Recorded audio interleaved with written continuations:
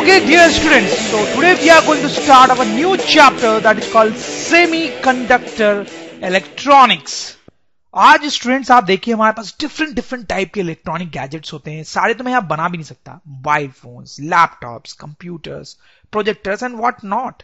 Even medical purpose में electronic gadgets का use होता है, इलेक्ट्रॉनिक मशीन्स का यूज होता है. जैसा कि आप देख सकते हो यहाँ पे सैटेलाइट्स के अंदर भी इलेक्ट्रॉनिक गैजेट्स होते हैं. कार्स, मतलब हर जगह इलेक्ट्रॉनिक गैजेट्स हैं.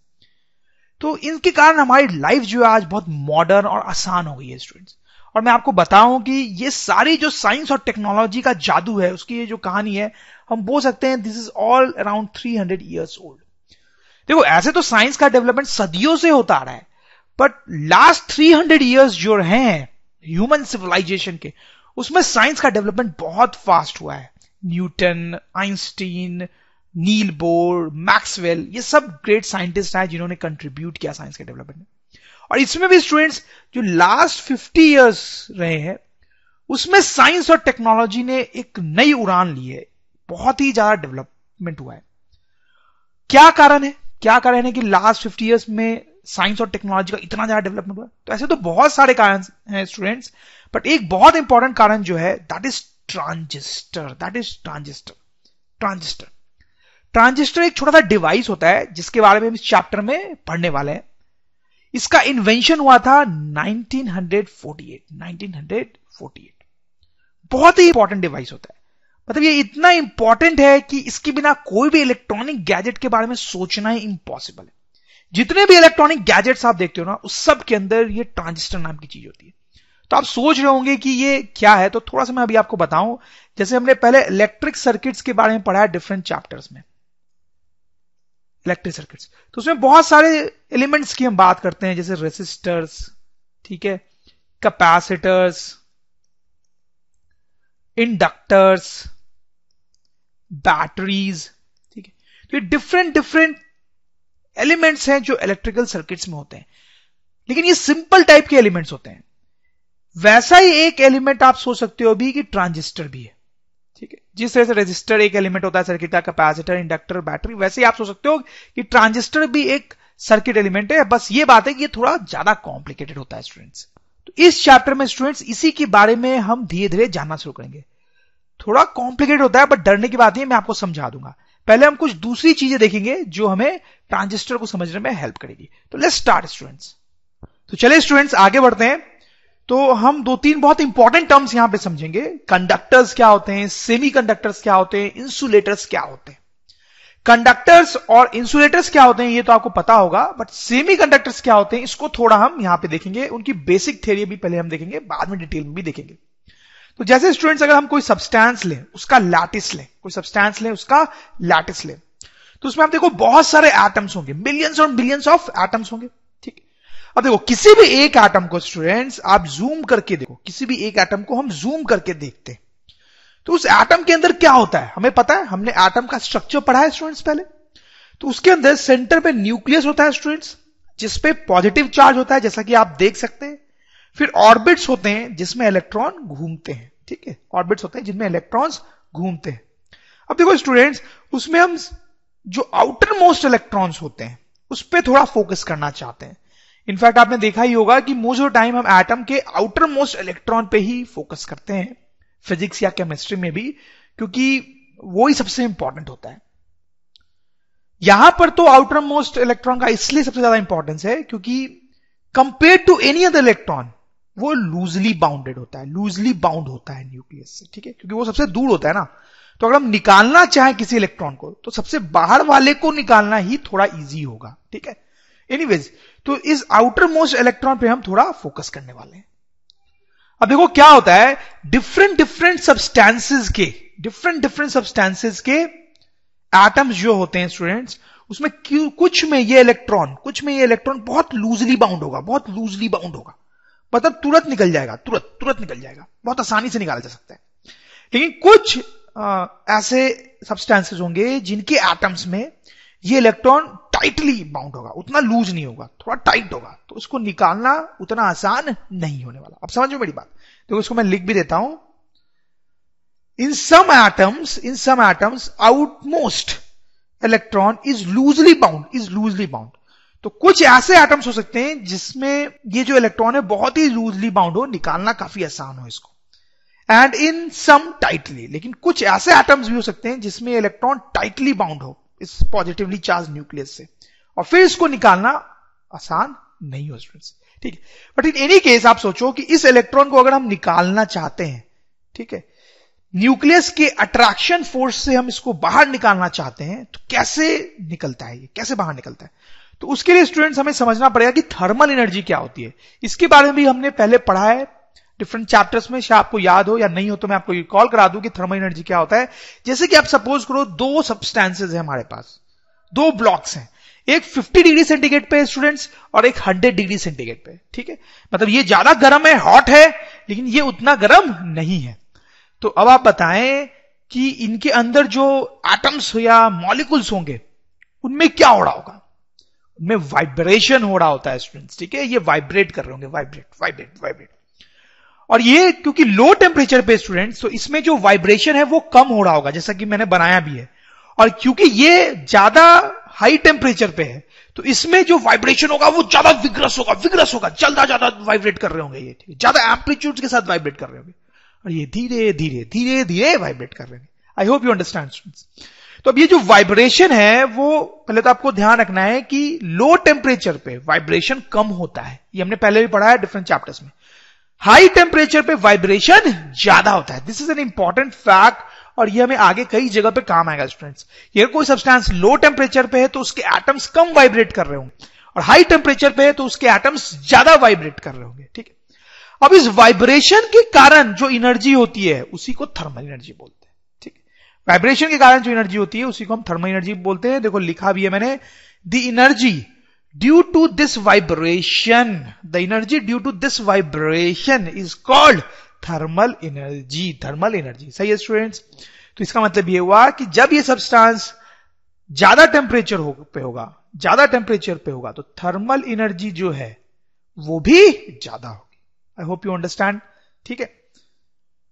तो अब आप थर्मल एनर्जी और ये जो चीज हमने पढ़ी थी आउटर मोस्ट इलेक्ट्रॉन की, उसको आपस में रिलेट कर पा रहे होगे शायद।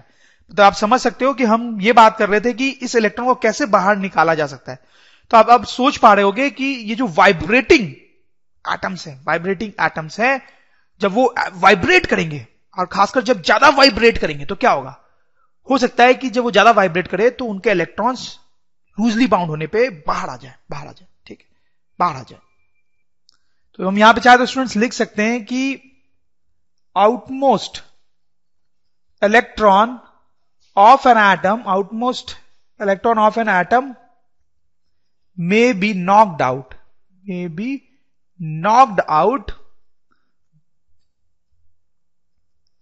due to thermal energy, due to thermal energy मतलब due to vibration। अब देखो स्टूडेंट्स, अब हम रेडी हैं कंडक्टर्स, सेमी कंडक्टर्स और इंसुलेटर को समझने के लिए। तो सबसे पहले हम कंडक्टर और इंसुलेटर्स की बात करें। देखो कंडक्टर्स में स्टूडेंट्स आपको पता होगा कि जो आउटर मोस्ट इलेक्ट्रॉन होते हैं, आउटमोस्ट या आउटर मोस्ट इलेक्ट्रॉन जो होते हैं वो कैसे होते हैं स्टूडेंट्स? लूजली बाउंड होते हैं, न्यूक्लियस से लूजली बाउंड होते हैं, उनको निकालना आसान होता है। लेकिन इंसुलेटर्स में जो आउटमोस्ट इलेक्ट्रॉन होते हैं वो कैसे होते हैं स्टूडेंट्स? वो टाइटली बाउंड होते हैं, उनको निकालना बिल्कुल भी आसान नहीं होता है, बहुत डिफिकल्ट होता है, ठीक है। तो कंडक्टर्स एक्चुअली वैसे सब्सटेंस है जिसमें outer most electron loosely bound होते हैं, ये तो पढ़ा भी आया होगा आपने बहुत सारे चैप्टर्स में, प्रीवियस क्लासेस में भी। और इंसुलेटर्स में वही आउटर मोस्ट इलेक्ट्रॉन जो होते हैं वो टाइटली बाउंड होते हैं। तो अब सोचो, अब थर्मल एनर्जी यहां पे क्या रोल प्ले कर सकती है? थर्मल एनर्जी हमने पढ़ा है वो क्या रोल प्ले कर सकती है? आप समझ पा रहे होंगे कि कंडक्टर्स में क्योंकि लूजली बाउंड है इलेक्ट्रॉन्स, तो थोड़ा सा भी वाइब्रेशन होगा, थोड़ी सी भी थर्मल एनर्जी होगी, तो वो नॉकआउट हो जाएगा, इलेक्ट्रॉन जो है वो नॉकआउट हो जाएगा। तो हम लिख सकते हैं electrons are knocked out from their orbit, knocked out due to thermal energy, तो थर्मल एनर्जी के कारण जो इलेक्ट्रॉन्स है वो नॉकआउट हो जाते हैं, वो फ्री कहलाते हैं, they are called free electrons को फ्री इलेक्ट्रॉन्स बोलते हैं।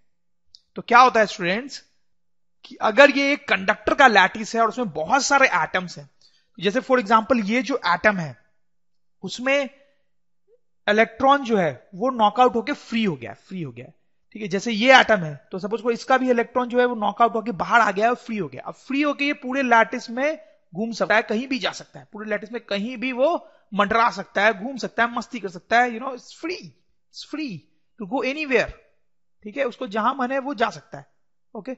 इसका भी इलेक्ट्रॉन फ्री है तो वो लैटिस में कहीं भी घूम सकता है, ठीक है। तो कंडक्टर्स में क्या होता है स्टूडेंट्स की जो आउटर मोस्ट इलेक्ट्रॉन है वो लूजली बाउंड होते हैं, तो थर्मल एनर्जी के कारण यानी वाइब्रेशन के कारण वो जो इलेक्ट्रॉन्स है वो एटम से बाहर आ जाते हैं और बाहर होके वो लैटिस में फ्रीली घूम सकते हैं, फ्रीली घूम सकते हैं। उनको बोलते हैं फ्री इलेक्ट्रॉन्स, फ्री इलेक्ट्रॉन्स, ठीक है। जो बाहर आ गए उनको क्या बोलते हैं? फ्री इलेक्ट्रॉन्स, ठीक।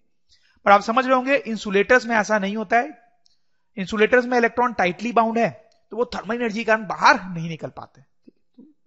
तो जो इंसुलेटर्स होते हैं उनमें फ्री इलेक्ट्रॉन्स नहीं होते, नो फ्री इलेक्ट्रॉन्स, या फिर very few free electrons, very few free electrons. मतलब हो सकता है कि कुछ बहुत ही कम फ्री इलेक्ट्रॉन्स हो भी, मतलब कुछ एटम्स के इलेक्ट्रॉन्स निकल जाएं, बहुत ही कम एटम्स के, बट बहुत ही कम होगा वो नंबर, ठीक। तो कंडक्टर्स ऐसे सब्सटेंस होते हैं जिसमें electrons outer most loosely bound होता है, जिसके कारण थर्मल एनर्जी के कारण वो बाहर आ जाते हैं और फ्री इलेक्ट्रॉन्स कहलाते हैं। तो कंडक्टर में बहुत सारे फ्री इलेक्ट्रॉन्स होते हैं जो कहीं भी घूम के जा सकते हैं लैटिस में। इंसुलेटर्स में वो फ्री इलेक्ट्रॉन्स नहीं होते स्टूडेंट्स, ठीक है।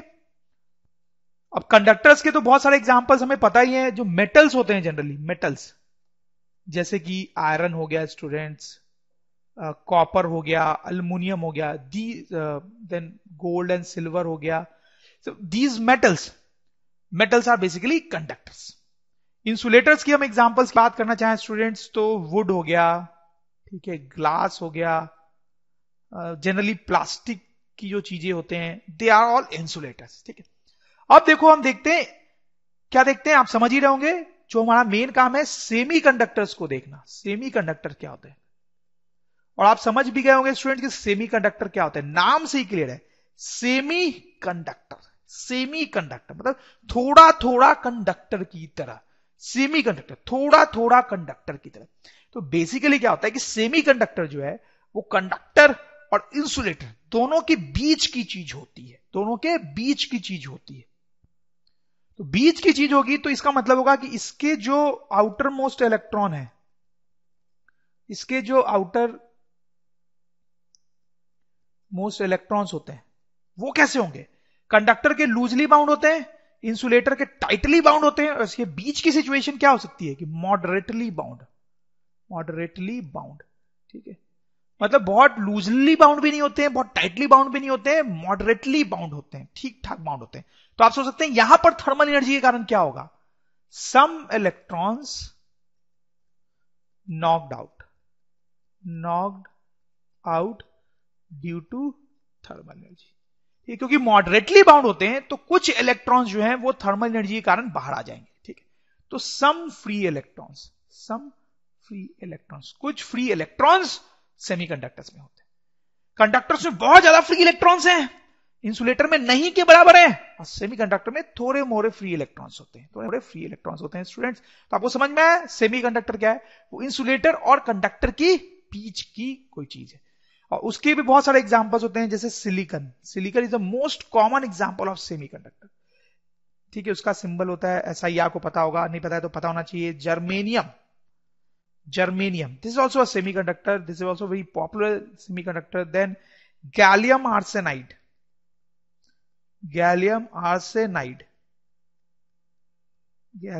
these are some common examples of semiconductors। और भी बहुत सारे सेमीकंडक्टर्स होते हैं। कुछ और एग्जांपल्स हम देख सकते हैं सेमीकंडक्टर्स के,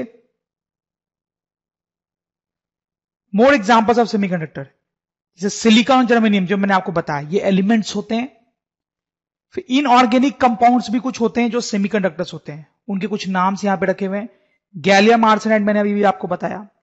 कुछ ऑर्गेनिक कंपाउंड्स होते हैं जैसे यहां पे लिखे हुए हैं जो कि सेमीकंडक्टर्स होते हैं। कुछ ऑर्गेनिक पॉलीमर्स होते हैं जैसे यहां पे लिखे हुए हैं जो सेमीकंडक्टर्स होते हैं, ठीक है। हालांकि सबसे इंपॉर्टेंट सेमीकंडक्टर सिलिकॉन, जर्मेनियम और गैलियम आर्सेनाइड ही होते हैं, जो मैंने आपको पहले भी बताया स्टूडेंट्स। समझ रहा मेरी बात?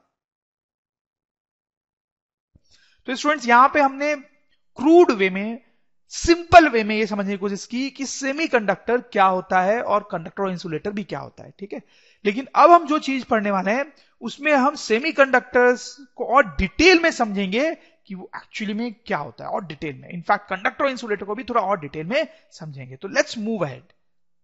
ओके स्टूडेंट्स, हम आगे बढ़ते हैं। Energy band theory. देखो यहां पे मैं ऑप्शनल वर्ड लिख रहा हूं। ये ऑप्शनल वर्ड मैंने क्यों लिखा है स्टूडेंट्स? देखो क्या है कि यहां पर हम एक थ्योरी पढ़ने वाले हैं, थोड़ी सी लंबी होगी, थोड़ी सी कॉम्प्लिकेटेड होगी। एक थ्योरी हम पढ़ने वाले हैं और लास्ट में हम एक कंक्लूजन ड्रॉ करेंगे। अब देखो एग्जाम पॉइंट ऑफ व्यू से अगर देखा जाए तो वो कंक्लूजन ही इंपॉर्टेंट है। बहुत सिंपल सा कंक्लूजन है, इंटरेस्टिंग भी है यार, बहुत मजा भी आएगा आपको। ये जो थियरी हम देखेंगे उससे रिलेटेड एज सच कोई क्वेश्चन आपसे मोस्ट लाइकली नहीं पूछा जाएगा कभी भी। लेकिन क्या होता है स्टूडेंट्स कि कुछ बच्चों को ऐसे क्यूरियोसिटी होती है कि यार वो कंक्लूजन आया कैसे, ठीक है, इसलिए वो थियरी मैं आपको बता रहा हूं। ठीक है, तो मेरा एडवाइस ये है कि आप थ्योरी भी सुन लें, ठीक है, जितना आपको समझ में आए, और लास्ट में जो कंक्लूजन है वो तो आपको समझ में आ ही जाएगा, वो याद रख लें आप, ठीक है। और एक और एडवाइस है मेरा कि आप बहुत अच्छे से समझना चाहें तो कई बार वीडियो को सुने, क्योंकि थोड़ा सा डिफिकल्ट है।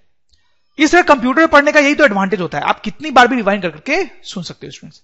तो let's start. What is energy band theory? चलो स्टूडेंट्स, बोर्स एटम की बात करते हैं।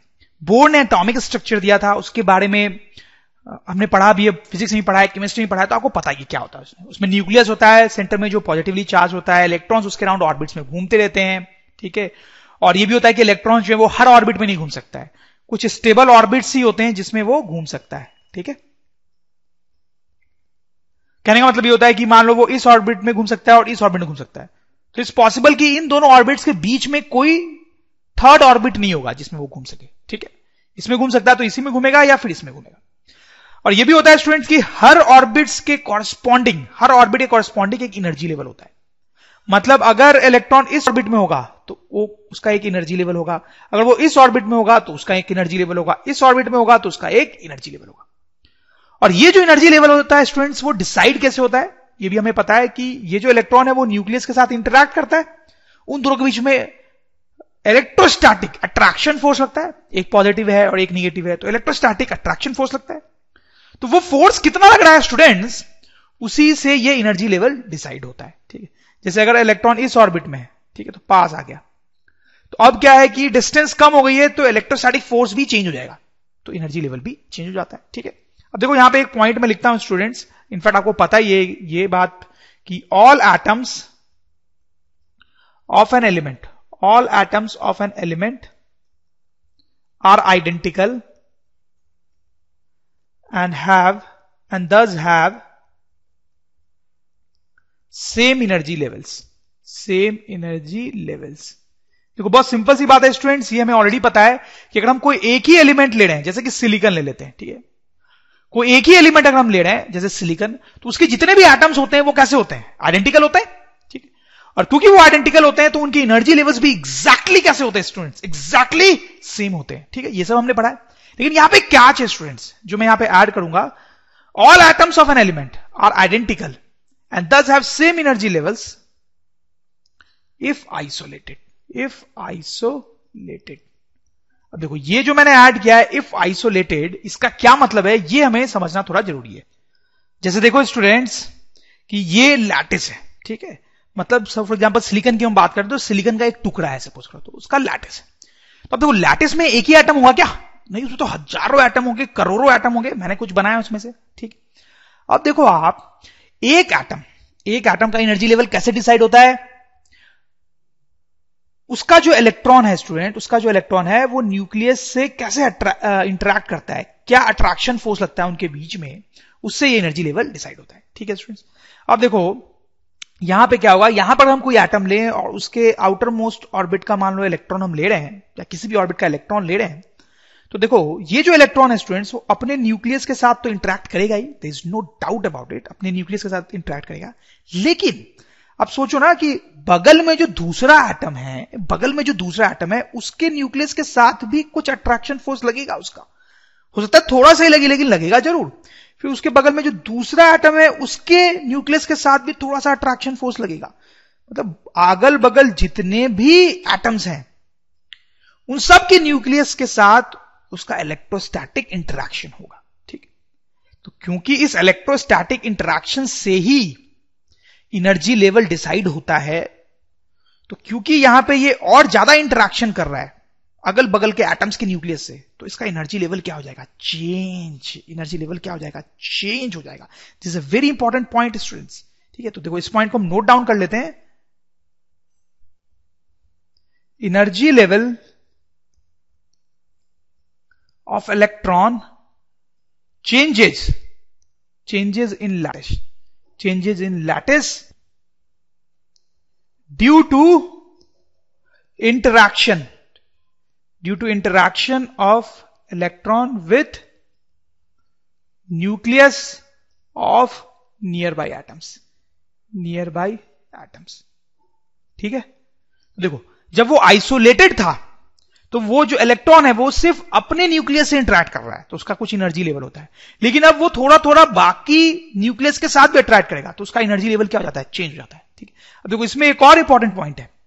देखो मान लो जैसे कि हमने ये बीच वाला एटम लिया था, ठीक है, तो इसका जो इलेक्ट्रॉन है वो अगल बगल के न्यूक्लियस सबसे इंटरैक्ट करता है। ठीक है, लेकिन सपोज करो हम एक कोने का एटम ले ले, ये वाला लेते हैं कोने का एटम, उसका जो इलेक्ट्रॉन होगा स्टूडेंट्स, उसका ये जो इलेक्ट्रॉन होगा वो अपने न्यूक्लियस से इंटरैक्ट करेगा, अगल बगल वाले न्यूक्लियस से इंटरैक्ट करेगा।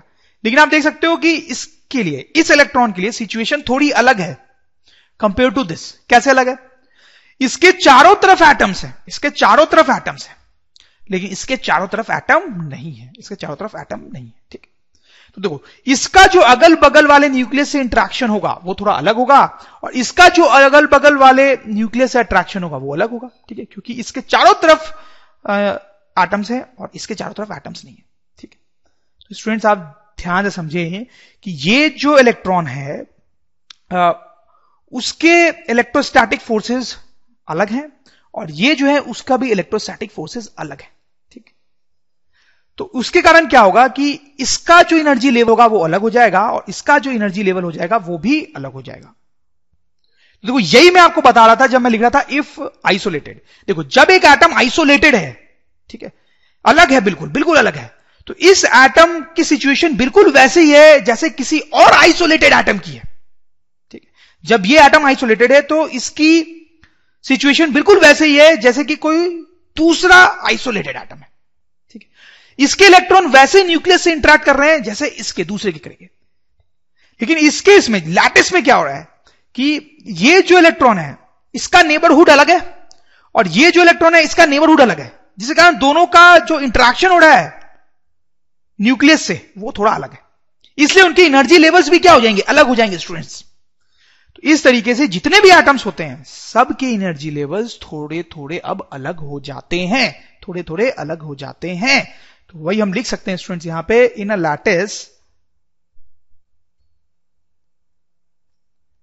Lattice all atoms have slightly different neighborhood, slightly different neighborhood. So all of them have slightly different energy levels. I hope students कि आप समझ रहे होंगे मैं क्या बोलने की कोशिश कर रहा हूं। मैं सिंपली ये बोल रहा हूं कि जब एक एटम आइसोलेटेड होता है तो उसका इलेक्ट्रॉन न्यूक्लियस से इंटरैक्ट करता है, तो एक एनर्जी लेवल ऐसे बनते हैं। ठीक है, और हर एटम के लिए सिचुएशन सेम होती है तो सेम एनर्जी लेवल होता है। लेकिन लैटिस में हर एटम का सिनेरियो थोड़ा सा अलग हो जाता है, क्योंकि हर एटम का सिनेरियो थोड़ा सा अलग हो जाता है तो उनके एनर्जी लेवल्स भी थोड़े थोड़े से अलग हो जाते हैं। वही बात हमने यहां पे मेंशन की है। तो स्टूडेंट्स अब हम क्या करते हैं कि जो कॉन्सेप्ट हमने यहां पे देखा है उसको और हायर लेवल पे ले जाते हैं। ठीक है, और एग्जांपल हम सिलिकॉन एलिमेंट का ही रखते हैं, क्योंकि ऐसे भी इस चैप्टर में सिलिकॉन ही सबसे इंपॉर्टेंट एलिमेंट होता है हमारे लिए। सेमीकंडक्टर होता है, बताया था मैंने आपको, सेमीकंडक्टर, और सेमीकंडक्टर के बारे में ही पढ़ना है इस चैप्टर में, तो this is a very important element in this chapter. तो इसी का एग्जांपल लेना लॉजिकल है। देखो सिलिकॉन जो होता है स्टूडेंट्स उसका एटॉमिक नंबर 14 होता है। 14 आपको पता होगा, नहीं पता है तो आप याद कर ले। ठीक है, तो ये उसका इलेक्ट्रॉनिक कॉन्फ़िगरेशन हो गया। तो आप देख सकते हैं थर्ड ऑर्बिट उसका आउटर मोस्ट ऑर्बिट होता है, और आउटर मोस्ट ऑर्बिट में कितने इलेक्ट्रॉन्स है students? 4। You can clearly see 4 electrons in outer most orbit, outer most orbit में जो है 4 इलेक्ट्रॉन्स होते हैं। अब देखो इनका अगर मैं एनर्जी लेवल बनाऊं तो ये जो 3s है, 3s उसका एनर्जी लेवल कुछ मैं शायद इस तरह से बना सकता हूं स्टूडेंट्स, ये 3s का एनर्जी लेवल, और ये जो 3p है उसका एनर्जी लेवल मैं इस तरह से कुछ बनाता हूं, ठीक है। तो देखो 3p में 6 स्टेट्स अवेलेबल है, ठीक है, हालांकि उसमें सिर्फ 2 ही इलेक्ट्रॉन्स हैं। अगर हम 3s की बात करें तो इसमें 2 स्टेट्स अवेलेबल हैं और 2 इलेक्ट्रॉन्स हैं, मतलब ये जो है वो फुल्ली ऑक्युपाइड है और इसमें 4 वैकेंसीज है, 4 वैकेंसीज है, ठीक है स्टूडेंट्स। तो अगर हम एक सिलिकॉन एटम की बात कर रहे हैं तो उसका energy level outer most orbit के लिए मैंने ऐसा बना लिया, ठीक। ये 3s जिसमें 2 इलेक्ट्रॉन्स हैं और 2 ही स्टेट भी थे, 3p जिसमें 6 स्टेट्स हैं, उसमें 6 इलेक्ट्रॉन्स एक्चुअली आ सकते थे बट 2 ही हैं, ठीक। अब स्टूडेंट्स आप सोचें कि हमारे पास एक एटम नहीं बल्कि बहुत सारे सिलिकॉन के एटम्स हैं, बहुत सारे सिलिकॉन के एटम्स हैं। सपोज करो n एटम्स है, n is a very large number, ठीक है। तो बहुत सारे सिलिकॉन के एटम्स है, से n number of silicon atoms, लेकिन वो सब दूर है, मतलब आपस में इंटरैक्ट नहीं कर पा रहे हैं। तो एक्चुअली कैसा टर्म यूज करना चाहिए हमें? आइसोलेटेड। मैंने आपको इस टर्म के बारे में बताया। तो मैं सोच सकते हैं कि हमारे पास बहुत सारे सिलिकॉन के एटम्स हैं और सबके सब कैसे स्टूडेंट्स? आइसोलेटेड, मतलब एक दूसरे से इंटरैक्ट नहीं कर रहे हैं। अब इन सब के लिए अगर हम एनर्जी लेवल्स बनाना चाहें तो क्या होगा? देखो बहुत सिंपल है, सबके एनर्जी लेवल सेम होंगे, सेम एनर्जी लेवल्स होंगे। क्यों सेम होंगे? Same energy levels. क्यों सेम एनर्जी लेवल्स होंगे? क्योंकि वो आइसोलेटेड है। अभी भी हमने देखा था आइसोलेटेड होने पे सबके एनर्जी लेवल्स सेम होते हैं, सब बिल्कुल आइडेंटिकल होते हैं, ठीक है, सेम एनर्जी लेवल्स होंगे। तो देखो यहां पे 3s है, 3s, वैसे ही सारे एटम्स में 3s होगा। n एटम्स है तो सब में 3s होगा, तो हमारे पास टोटल 2n स्टेट्स हो जाएंगे। एक एटम में 2 स्टेट्स थे 3s के, तो n में 2n हो जाएंगे, और वैसे उनमें 2n इलेक्ट्रॉन्स हो जाएंगे, 2n इलेक्ट्रॉन्स हो जाएंगे। वैसे ही एक एटम में 6 स्टेट्स थे, तो n एटम्स में 6n स्टेट्स हो जाएंगे और उनमें 2n इलेक्ट्रॉन्स हो जाएंगे, ठीक है स्टूडेंट्स। चलो अब आगे देखते हैं स्टूडेंट्स। ये जो आइसोलेटेड एटम्स हैं उससे हमें लैटिस बनाना है, लैटिस। लेकिन लैटिस जो होता है उसमें एटम्स बिल्कुल पास होते हैं, बिल्कुल पास होते हैं, कोई डाउट की बात नहीं है इसमें। तो हमें क्या करना है कि ये जो दूर एटम्स है उनको हम पास लाना चाहते हैं, तो पहले थोड़ा पास लाते हैं, ठीक है। लैटिस में जितने पास होते हैं उतने नहीं, पहले हम थोड़ा पास लाते हैं उनको, इस तरीके से थोड़ा पास लाते हैं। तो यहां पे मैं लिख रहा हूं कि जो एटम्स हैं उनका एटॉमिक स्पेसिंग को मैं कम कर रहा हूं, एटॉमिक स्पेसिंग जो है उनको मैं कम कर रहा हूं, उनको थोड़ा पास ला रहा हूं, धीरे धीरे करके और पास लाऊंगा। तो अभी थोड़ा पास लाया।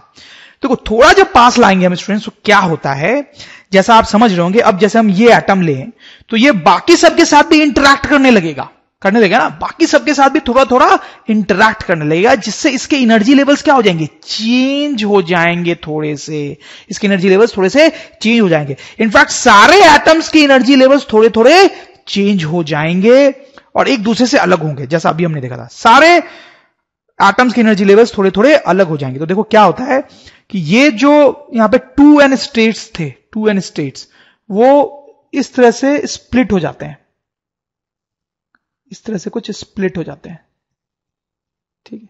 तो ये क्या हुआ कि ये 2n स्टेट्स हर एटम के जो एक ही जगह पे थे वो स्प्लिट हो जाएंगे ऐसे, किसी का थोड़ा ज्यादा एनर्जी लेवल, किसी का थोड़ा कम, सबका थोड़ा थोड़ा अलग एनर्जी लेवल हो जाएगा स्टूडेंट, सबका थोड़ा थोड़ा अलग एनर्जी लेवल हो जाएगा, ठीक है।